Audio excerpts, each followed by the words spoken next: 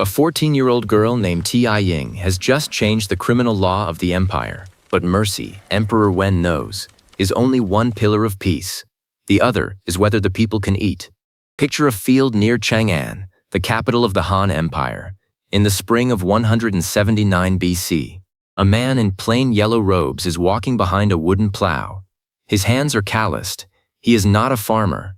He is the Emperor of China, Heng, the man history will call Emperor Wen of Han. And every spring, according to the old ritual, he comes here to plow the first furrow of the year. This is not a photo opportunity. This is a statement. In the ancient Chinese imagination, the emperor is the link between heaven and earth. If he tends the soil, heaven will send rain. If he ignores the soil, the harvest fails. The plow in his hands is a promise. This empire will live by the grain that grows in this dirt. But Emperor Wen is not just playing farmer for the day. He is about to do something that no emperor in Chinese history had ever tried. He is going to make himself poor, on purpose. In 178 BC, the second year of his reign, he will cut the land tax in half. In 168 BC, he will cut it again. And in 167 BC, he will abolish it entirely. The land tax, the single most important source of revenue for any ancient state, gone. For 13 years, the farmers of the Han Empire will keep almost everything they grow. At the same time, in Rome, the Republic is still fighting wars in Greece and Spain. The First Punic War is a generation away. Egypt is ruled by Ptolemy V, a child king. And in China, an emperor has decided that the best way to make his empire strong is to take less from his people. This is the story of the man who taxed too little, and the empire that got rich because of it. To understand why Emperor Wen does this, you have to remember what China had just been through. The Qin dynasty, which ruled before the Han, had built an empire of forced labor. They built roads, canals, palaces, and a wall. They taxed farmers so heavily that many families could not survive. They conscripted men so often that fields went untended.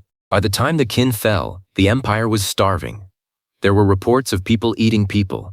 The population had fallen from perhaps 20 million to 14 million. The Han founder, Liu Bang, had promised rest. Let the people recover, he said. But Liu Bang was old by the time he won the empire, and his successors were young, weak, or murdered. The real power had fallen to Empress Liu, a woman so ruthless that she had her rival's limbs cut off, eyes gouged out, and ears deafened, then thrown into a pigsty. When Emperor Wen came to the throne in 180 BC, he inherited a country that was exhausted. The treasury was empty. The people were afraid. The great noble families were richer than the state, and the northern frontier was threatened by the Xiongnu, mounted nomads who could strike almost at will. Emperor Wen had two choices. He could rebuild the empire the Qin way, with taxes, conscription, and terror. Or he could try something else. He chose the second path. In 178 BC, the emperor issued a decree that cut the land tax from 1/15 of the harvest to 1/30. Under the old tax, a farmer who produced 300 pounds of grain owed 20. Under the new tax, he owed 10. The rest stayed in his barn. He also reduced the head tax, the cash payment every adult owed, from 120 coins to 40. He changed the labor service law so that a man owed the state 1 month of labor every 3 years, instead of every year. He opened the gold and copper mines to private enterprise. He allowed the people to mint their own coins, believing that commerce would recover if the state stopped trying to control everything. And in 168 BC, he cut the land tax in half again. And in 167 BC, he abolished it completely. 13 years, no land tax. In an ancient empire, this is almost unbelievable. It is like a modern government, deciding to stop collecting income tax for more than a decade. The court officials must have been terrified. How would the army be paid? How would the palaces be maintained? How would the emperor eat? The emperor's answer was simple: eat less. Emperor Wen became famous for his personal austerity. The histories say that during his entire 23-year reign, he did not add a single palace, garden, chariot, or ornament to the imperial household. He wore shoes of straw to court. He wore robes of plain silk, and when they tore, he had them patched. His consorts were forbidden to wear dresses that dragged on the ground, and their curtains were not allowed to be embroidered. He wanted the court to look like a farmer's household, not a king's treasure house. One of the most famous stories about him involves a viewing platform. The emperor wanted a place to look out over the countryside. He asked how much it would cost. The official answered, "The wealth of 10 middle-class families." The emperor thought for a moment, then said no. 10 families worth of houses, livestock, savings, and land, all of that, so he could stand on a platform and look at a view? He cancelled the project. There was calculation behind the straw shoes. Emperor Wen understood that if he took less, the people would have more. If the farmers had more grain, they could feed their children. If the children survived, the population would grow. If the population grew, there would be more soldiers, more workers, more taxpayers in the future. The empire would become strong not because it squeezed its people, but because it let them breathe. And the numbers support this. By the end of his reign, the population of China had risen from about 14 million to about 31 million. The imperial granaries were so full that some grain was left to rot. The treasury held coins so old that the strings holding them together had decayed. An empire that had been starving was now, by the standards of the ancient world, rich. But Emperor Wen did not do this alone. He had advisors who pushed him toward the fields. In 178 BC, a brilliant young official named Yi wrote a memorial called On the Accumulation of Stores. Yi was only 23 years old, but he saw the danger clearly. The empire was recovering, he wrote, but it was still fragile. A drought could still kill millions. A Xiongnu invasion could still collapse the frontier. The only defense against disaster was grain, huge mountains of grain, stored in every district, ready for the worst day. A man who does not plow, he wrote, will cause another to go hungry. A woman who does not weave will cause another to go cold. And then he asked the emperor a hard question. If a disaster struck 2,000 or 3,000 li of territory, how would the state feed the people? If the borders suddenly needed an army of millions, where would the grain come from? Yi was saying what Emperor Wen already believed, that agriculture was not just an industry. It was the foundation of the state. And he was warning that the empire's new wealth was not yet safe. 10 years later, in 168 BC, another official named Cao Kuo wrote a second great memorial on the importance of grain. Cao Kuo was a different kind of thinker, less interested in philosophy, more interested in mechanics. He saw that farmers were poor and merchants were rich. He saw that landowners were buying up small farms and turning farmers into laborers. He saw that the people who grew the food could not afford to keep it. His solution was to make grain valuable. Let the government reward people who sent grain to the frontier. Let the state accept grain in payment for crimes and honors. Let grain be the path to rank and privilege. If the empire made it profitable to grow and store grain, Cao Kuo argued, then the fields would be full and the granaries would be full, and no enemy could starve China into submission. Emperor Wen listened to both men. He did not adopt everything they proposed. Cao Kuo's more aggressive plan for the frontier would be tried later, with mixed results. But he took their central message: the empire must be a machine for producing and protecting food. And so the emperor plowed every spring.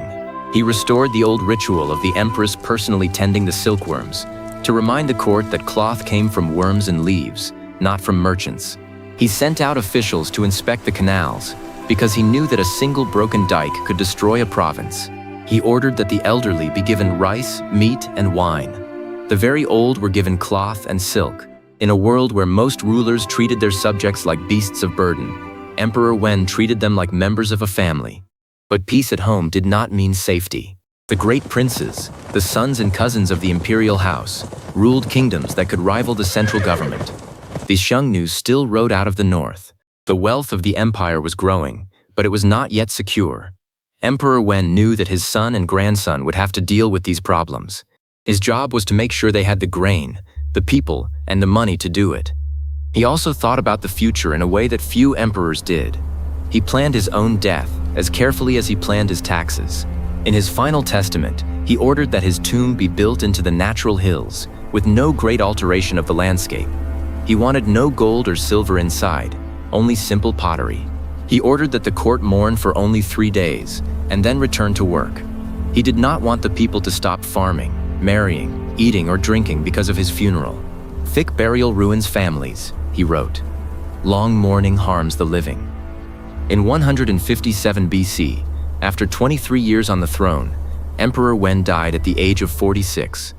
He left behind a son, Emperor Jing, who would continue his policies, and he left behind a grandson, Emperor Wu, who would one day use that stored grain, that population, that wealth, to launch the great campaigns that would make the Han Empire one of the most powerful states in the world. So what does Emperor Wen's reign actually prove? That a state can be strong without being cruel. It is a hard lesson, because cruelty is simple. Cruelty says, take everything, command everything, punish everyone. Mercy is harder. Mercy says, trust the farmer with his own grain, trust the merchant with his own coin, trust the people to grow the empire if you give them room. Emperor Wen's tax cuts were not magic. They worked because he combined them with discipline. He did not spend what he did not have. He did not build what he did not need. He kept the army ready, but he did not start wars he could not finish. He protected the frontier with diplomacy and marriage alliances as much as with swords. He made the court small so that the country could grow large. And his reign reminds us that the wealth of an empire is not measured in palaces. It is measured in children who live to grow up, in fields that are not abandoned, in grain that rots in the granary because there is too much of it. The histories would call his age, and his sons, the rule of Wen and Jing, the first golden age of the great Han Dynasty. But even this golden age had shadows. The same Emperor Wen who taxed so little could not stop the great princes from growing dangerous.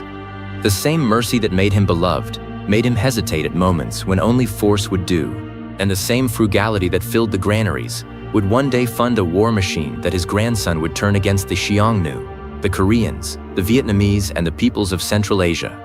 Emperor Wen built the empire's body. What that body would do was left to the next generation. But mercy and tax cuts will not stop every enemy. While the granaries fill, a king in the east has been building a shadow empire for 30 years. He has copper mines and salt fields. He pays his soldiers double. He charges his people no taxes at all. And he has a blood grudge against the imperial family. In the next episode, the richest and most dangerous kingdom in the empire, Wu. The emperor's answer? A walking stick for the king, and a copper mine for a nobody named Deng Tong. Next time, copper and salt.